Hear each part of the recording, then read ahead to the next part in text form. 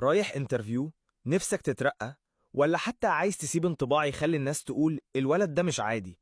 لو شايف ان اللي يفرق هو الشهادات او الكورسات او انك تعرف تستخدم تولز كتير، فاسمح لي اقولك في فرق صغير بس هو اللي بيصنع الفارق الكبير. الفرق بين سكيل وكومبتنسي. تعال نفهمه واحدة واحدة. اللي بيفرق بين موظف عادي وموظف مميز مش الشهادة ولا الكورسات، الكفاءة هي اللي بتفرق، مش بس المهارة. أيوة، الفرق بينهم بسيط في الشكل، بس ممكن يغير شكل مستقبلك. ليه؟ لأن اللي بيتعين أو بيترقى مش دايما أكتر واحد واخد كورسات ولا اللي حافظ أدوات الإكسل على ظهر قلبه. اللي بيتراهن عليه فعليا هو اللي بيتصرف صح ويخلي اللي حواليه ينجحوا. طيب يعني إيه سكيل؟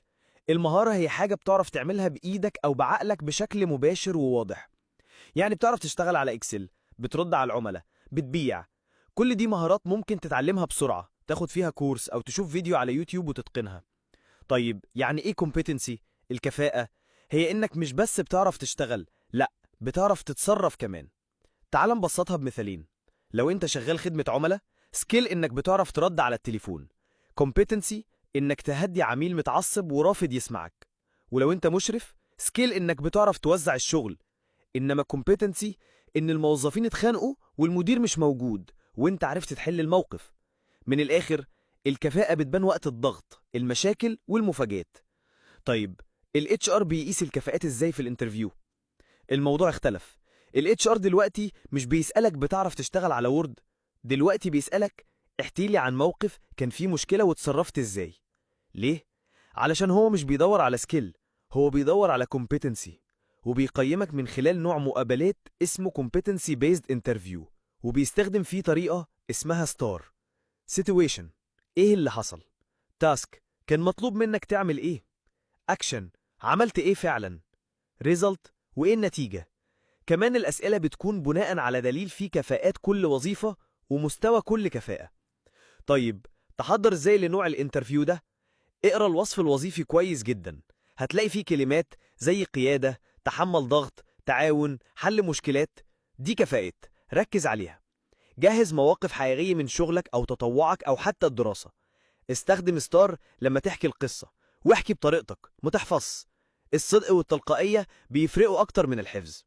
طيب ازاي تطور الكفاءات في نفسك؟ بما ان الكفاءة مش كورس، تبقى حاجة بتتبني واحدة واحدة بالمواقف والتصرفات.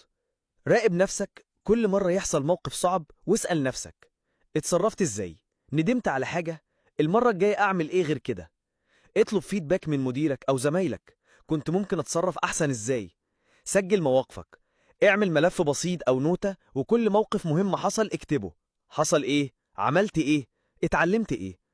اتعلم من الناس الشاطرة في شغلك، شوفهم بيحلوا المشاكل ازاي، بيتعاملوا ازاي، بيتصرفوا تحت الضغط ازاي. اشتغل على نفسك وطور الحاجات اللي ناقصاك: القيادة، التحكم في الأعصاب، التفاوض، التواصل، المرونة. الخلاصة، المهارات هي اللي بتفتح لك باب الشغل، بس الكفاءات هي اللي بتخليك تدخل وتقعد وتترقى وتتحط في المكان اللي تستحقه. انت ممكن تتعلم طول في أسبوع، بس الكفاءة بتتبني في كل موقف، كل مرة بتفكر فيها كويس وتتصرف صح. ابدأ من النهاردة، راقب نفسك واشتغل على كفاءتك علشان تبقى من الناس اللي بيتراهن عليهم،